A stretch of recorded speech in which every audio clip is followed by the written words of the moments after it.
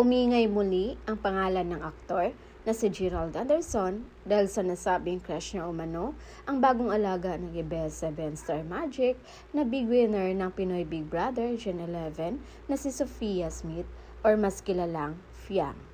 Sa nabalitang chismis, tinanong ang aktor kung may crush ba ito ngayon. At ito yung naging sagot niya. Meron, si Fiang.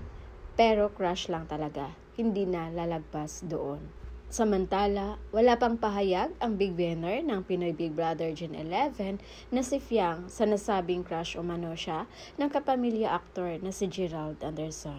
Pero yung mga netizens ay nagwala na agad sa comment section at marami ang hindi sumang-ayon sa sinabi nitong crush ni Gerald Anderson, si Fiang.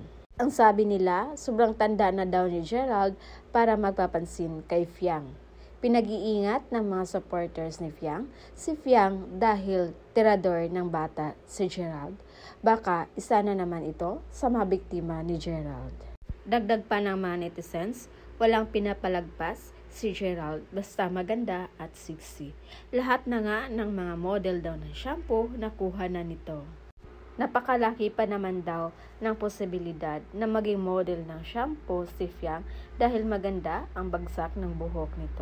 Higit sa lahat, napaka-fresh ni Fiang at yun yung hilig ni Gerald Anderson.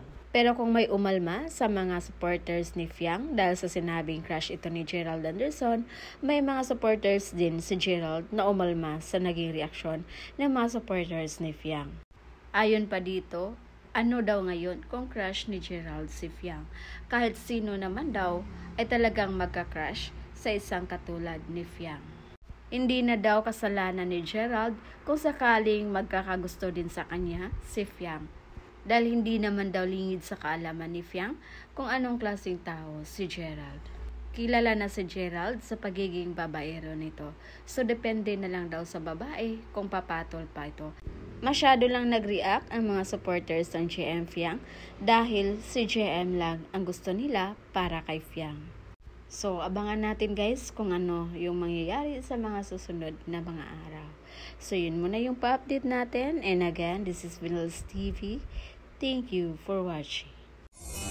Am I really dead?